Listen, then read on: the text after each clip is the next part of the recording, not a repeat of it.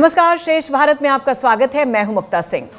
छत्तीसगढ़ के सीएम भूपेश बघेल विधानसभा चुनाव के दौरान बड़े संकट में फंस गए हैं। ईडी ने दावा किया है कि महादेव ऑनलाइन सट्टेबाजी ऐप के प्रमोटर्स ने सीएम बघेल को 508 करोड़ रुपए दिए हैं। ईडी ने यह भी कहा है कि लगभग 5.5 करोड़ रुपए के साथ गिरफ्तार किए गए असीम दास ने पूछताछ में सीएम को पैसा दिए जाने की बात कही है। एजेंसी ने यह भी कहा कि सीएम के खिलाफ जो भी आरोप लगे हैं वो जांच का विषय है। ईडी ने कहा कि असीम दास ने स्वीकार किया है कि जब्त की गई रकम को महादेव ऐप के प्रमोटर्स की ओर से छत्तीसगढ़ राज्य में आगामी चुनावी खर्चों के लिए एक राजनेता यानी भूपेश बघेल तक पहुंचाने की व्यवस्था की गई थी और अब तक कुल 508 करोड़ रुपए भूपेश बघेल को दिए गए। इस पर राजनीति भी तेज हो गई है। बीजेपी इस पर कटाक्ष कर रही है और सवाल पूछ रही है। महादेव ऐप पर चल रही इस राजनीति पर चर्चा करने के लिए हमारे साथ हमारे दो वरिष्ठ सहयोगी इस वक्त हमारे साथ स्टूडियो में मौजूद हैं, संदीप कुमार और शिवेन श्रीवास्तव जी। संदीप जी, दिल्ली एनसीआर में भूकंप और छत्तीसगढ़ में सियासी भूकंप। ईडी ने सीधे सीधे आरोप लगाया है भूपेश बघेल पर, और वो भी छत्तीसगढ़ में जब अब वोटिंग के लिए महज 3 दिन बाकी हैं। टाइमिंग पर तो सवाल उठेंगे ही। जी बिल्कुल। देखिए, जिस तरह से वोटिंग है और उसके 3-4 दिन पहले अचानक से ये खबर आती है और आधिकारिक तौर पे ईडी ने ये कहा है कि असीम दास ने भूपेश बघेल को पैसा भिजवाया। इन्वेस्टिगेशन में अभी तक सिर्फ इनका नाम आया है, कोई रोल अभी तक नहीं आया है। तो ठीक मतदान और वोटिंग के पहले ऐसी चीज़ों का सामना आना सीधे तौर पे राजनीति से जोड़कर देखा जा रहा है। शिवेन जी, टाइमिंग पर सवाल तो उठना लाजमी है। देखिए, टाइमिंग से भी ज़्यादा इम्पोर्टेंट ये है कि इस पूरे मामले में आखिरकार मिलेगा क्या एजेंसी को। एजेंसी ने एक आदमी से पूछताछ की, उसने आरोप लगाया एक प्रदेश के मुख्यमंत्री पर, और मुख्यमंत्री होने के साथ साथ एक ऐसे पद पे वो बैठा हुआ शख्स है जिसको पूछताछ के लिए बुलाने के लिए भी कॉन्क्रीट एविडेंस होने चाहिए। किसी के स्टेटमेंट पे नहीं जाया जा सकता। तो जब तक ये मामला इस लिहाज से आगे बढ़ेगा कि पूछताछ के लिए बुलाया जाएगा नहीं बुलाया जाएगा, इनका कोई डायरेक्ट लिंक है कि नहीं है, तब तक चुनाव हो चुके होंगे। तो एक बात साफ नज़र आ रही है कि भले ही उसका नतीजा जो भी हो, लेकिन जो अभी सिचुएशन है उसका सियासी मतलब बहुत है। सियासी मतलब इस लिहाज से है कि एक जनता में मैसेज ये साफ तौर पर जाएगा कि क्या छत्तीसगढ़ में भूपेश बघेल और उनकी पार्टी के लोग इस तरह के पैसे का इस्तेमाल कर रहे हैं। और जो बीजेपी लगातार हमलावर भी हो रही है। आज सुबह सुबह स्मृति ईरानी ने प्रेस कॉन्फ्रेंस कर दी। उससे पहले जो बीजेपी के तमाम नेताओं ने आरोप लगाया, यहाँ तक कि प्रधानमंत्री नरेंद्र मोदी ने कह दिया कि ये लूट हो रही है।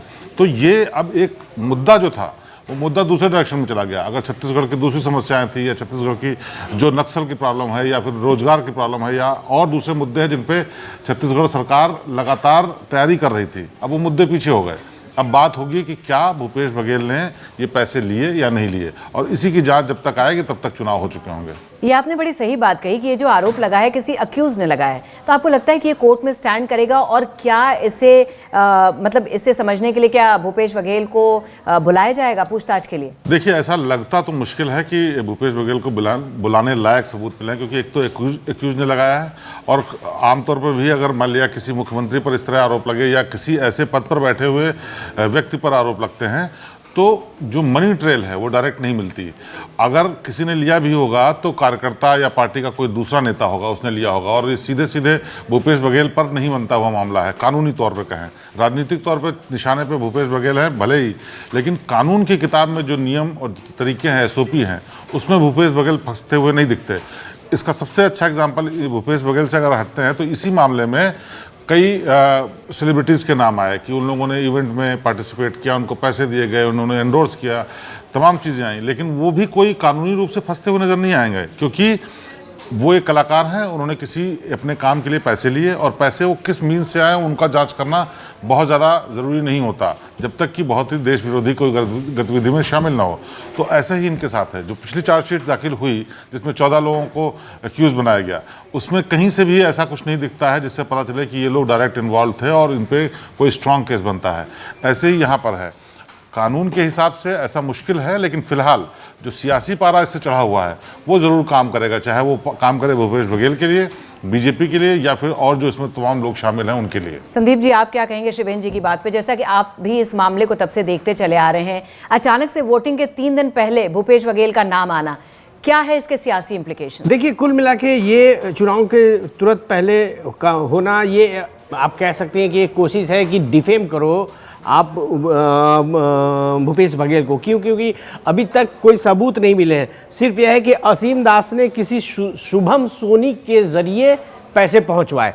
ये पूरी मनी ट्रेल अभी तक अगर एविडेंस होता है इनके पास, तो अरविंद केजरीवाल को जिस तरह से और झारखंड के मुख्यमंत्री को नोटिस भेज के ईडी ने बुलाया, तो अब तक यहाँ भी नोटिस जांच पहुँच चुकी होती और उसका एक दूसरा ही आप कह सकते हैं कि चुनाव के पहले रुख होता। तो कुल मिला के इसमें एक चीज़ ये कोशिश की गई है कि ये पैसे भूपेश बघेल ने चुनाव के लिए इस कंपनी ने दिए, और साथ में ये जोड़ा जा रहा है कि ये जो कंपनी है महादेव बेटिंग ऐप, ये दाऊद और आईएसआई से भी लिंक्ड है। तो कहीं ना कहीं आप इन दोनों तरफ से घेरने की कोशिश है, चुनावी आप कह सकते हो रणनीति। लेकिन अगर ईडी के पास कुछ होता तो अभी तक भूपेश बघेल के पास नोटिस पहुंच चुका। जाहिर सी बात है। शिवेन जी, जैसे अभी आपने बोला कि बीजेपी के नेताओं के बयान आने शुरू हो गए हैं, स्मृति ईरानी और बहुत लोगों के बयान आए, उधर भूपेश बघेल ने भी एक स्टेटमेंट दिया है कि ये बहुत ही हास्यास्पद है और ज़बरदस्ती लिए गए बयान के बिना पर एक प्रदेश के सीएम को क्वेश्चनिंग के लिए बुलाना। तो और साथ ही उन्होंने ये भी कहा कि ये तो ऐसा हो गया कि अगर छत्तीसगढ़ पुलिस किसी को अरेस्ट करके पीएम के खिलाफ जबरदस्ती बयान दिला दे तो क्या पीएम को बुलाना चाहिए? तो ये जो तो ये जो भूपेश बघेल का जो बयान है, मैं आपसे ये समझना चाहती हूँ, तो पहले तो इस कंपैरिजन का यहाँ क्या मतलब है? देखिए, साफ तौर पर ये कहना चाह रहे हैं कि आप भले ही किसी एक्यूज ने आरोप लगा दिया हो, लेकिन उसके पीछे बीजेपी की मंशा है। बीजेपी के इशारे पर ईडी ने इस तरह का स्टेटमेंट दिलवाया और उसके बाद निशाने पर आ गए भूपेश बघेल। इसीलिए उन्होंने कहा कि छत्तीसगढ़ पुलिस अगर किसी को अरेस्ट करके पीएम का नाम लेती है तो क्या पीएम को पूछताछ के लिए बुलाया जाएगा। लेकिन इस सबसे भी अलग एक मतलब यही है साफ तौर पर कि चुनाव का वक्त है, एक दूसरे पर आरोप लगाएंगे किसी तरीके से, इनका दामन साफ है, इनका गंदा है, और इसी की कोशिश हो रही है। क्योंकि जो मेन मुद्दे हैं, जिन मुद्दों पर लड़ाई हो सकती थी, उनसे भटकाने की कोशिश कर रही है बीजेपी भी। और इधर कांग्रेस के पास भी बहुत कुछ कहने के लिए नहीं है छत्तीसगढ़ में, वहाँ के डेवलपमेंट को लेकर के, वहाँ अचीवमेंट्स को लेकर के, वहाँ की तमाम समस्याएं हैं उनको लेकर के बहुत ज़्यादा कुछ कहने के लिए नहीं है। लिहाजा इस पर ही जवाब दे करके वो सहानुभूति भी करने की कोशिश करेंगे।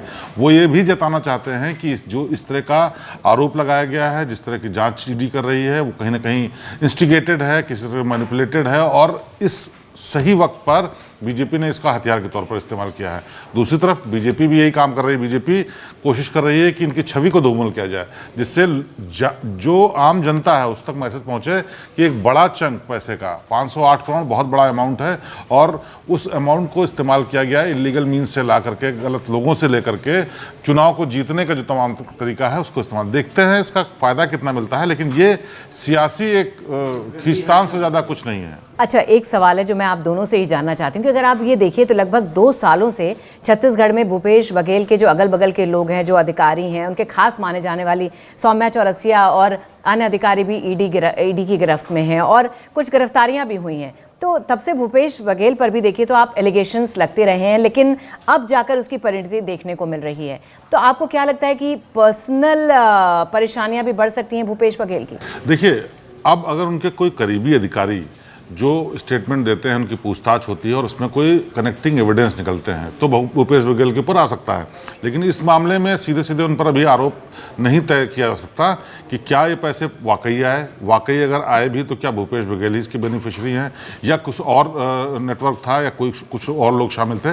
लेकिन इससे पहले जो पूछताछ हुई या गिरफ्तार कुछ लोग हुए, उनमें ज़रूर कुछ चीज़ें ऐसी आई हैं जिसमें और दूसरे मुद्दों को लेकर के भूपेश बघेल के खिलाफ जो आरोप लगाए गए हैं, बातें हैं, उनमें कुछ कनेक्टिंग मिल रहा है।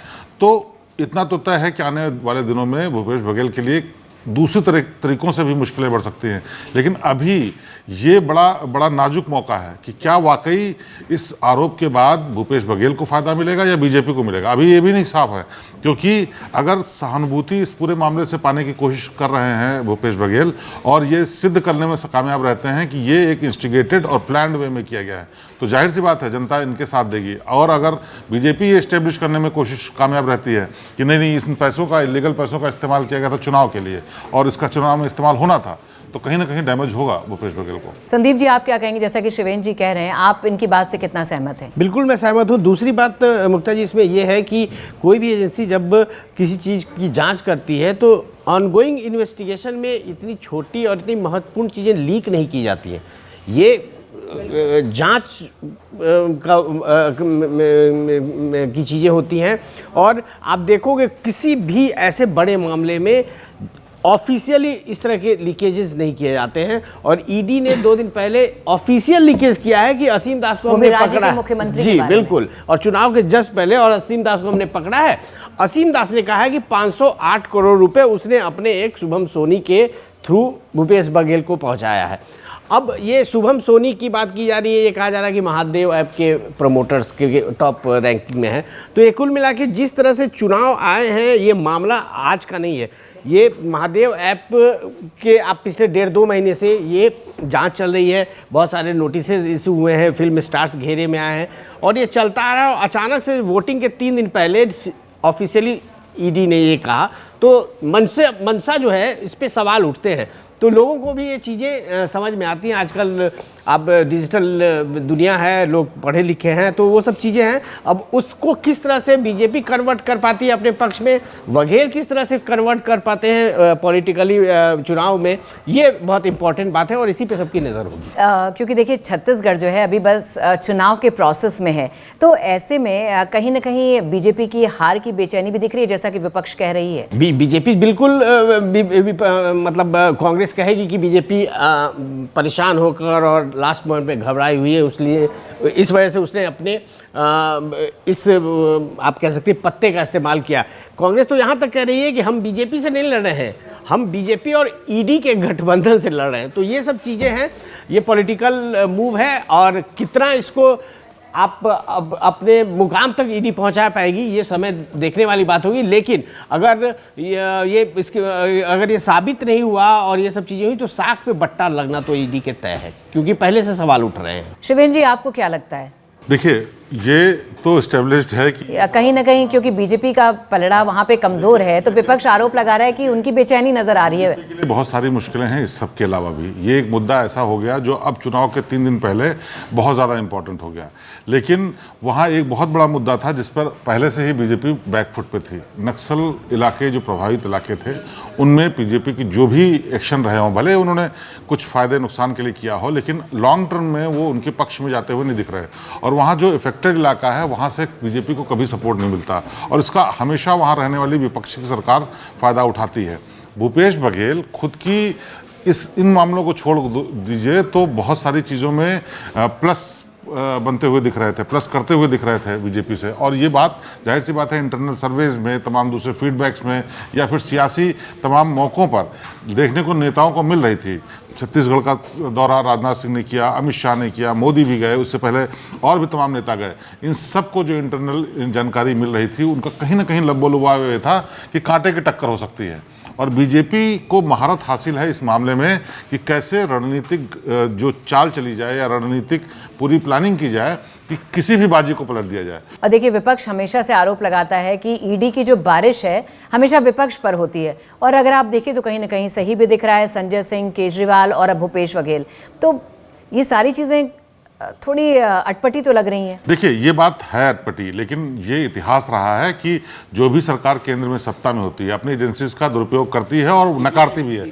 इससे पहले अगर आपको याद होगा तो सीबीआई के लिए सुप्रीम कोर्ट ने कहा था कि पिंजरे का तोता है। कांग्रेस की सरकार थी और पिंजरे का तोता जब रंजीत सिन्हा सीबीआई के डायरेक्टर थे, बाकायदा फटकार लगाई गई और सुप्रीम कोर्ट की टिप्पणी बहुत बड़ी टिप्पणी थी। तब यही बीजेपी आरोप लगाती थी कि कांग्रेस उसको अपने तरीके से चलाती है।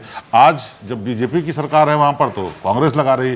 तो ये अनवरत प्रक्रिया है, जो इसके हाथ में सत्ता होती है वो एजेंसीज का अपने मनमाने ढंग से इस्तेमाल करता है। और इसका इशारा एक और इसमें भी मिलता है कि भूपेश बघेल ने कहा कि क्या छत्तीसगढ़ की सरकार अगर ऐसा कर दे, ये कहना भी अपने आप में इशारा इस बात का है कि कर सकती है सरकार। इसका मतलब सरकार के पास इस बात की पावर रहती है, भले वो कितना कहें कि अनबायस्ड हैं और स्वतंत्र एजेंसीज हैं और अपने हिसाब से काम करती हैं, लेकिन ये सब एक तरीके से आने वाले वक्त में पिछले कई सालों से नहीं बल्कि जब से राजनीति की ये शुरुआत हुई है तब से ये हथियार रहे हैं सत्ता के। आप लोग तो इतने साल से देखते आ रहे हैं, ये बात आपने बिल्कुल सही किया। पॉलिटिकल मोरालिटी जैसी कोई चीज़ नहीं रह गई, अब बस कांटे की टक्कर होती है। उसमें जो हथियार, बिल्कुल शय और मात की बात है, जो हथियार अपना सकता है वो करने की कोशिश करता है। अंतिम सत्य यही होता है कि जो जीत गया वो सिकंदर है, और वो सिकंदर बनने के लिए चाहे बीजेपी हो, कांग्रेस हो या दूसरी पार्टी हो, वो सारे हथियार उतारती है और साम दाम दंड भेद जिस भी तरीके से जीत सकें, कुर्सी पा सकें। वो समाज कार्य के लिए राजनीति बहुत पहले हुआ करती थी, जब लोग झोला लटका करके जाते थे। आज की तारीख में झोला लटका के राजनीति नहीं करने जाते खाली हाथ हैं, लेकिन उसके बाद सालों साल तक उनका सामान घर तक वापस आता रहता है, इतना कमाते हैं। तो ये एक अनवरत प्रक्रिया हो गई, और ये बहुत बहुत इतना ओपन है कि जिसको सब जानते हैं और स्वीकार कोई नहीं करता है। ये है हकीकत। चलिए तो अब देखते हैं कि पूरा मामला किस तरफ करवट लेता है। भूपेश बघेल अपने आप को कैसे इससे बचाते हैं। अगर फंसते हैं तो जाहिर सी बात है कि सिर्फ भूपेश बघेल इसमें नहीं है, इसमें और भी बहुत सारे नाम आएंगे जो कि वक्त ही बताएगा। बहुत बहुत शुक्रिया आप दोनों लोगों का इस चर्चा में जुड़ने के लिए।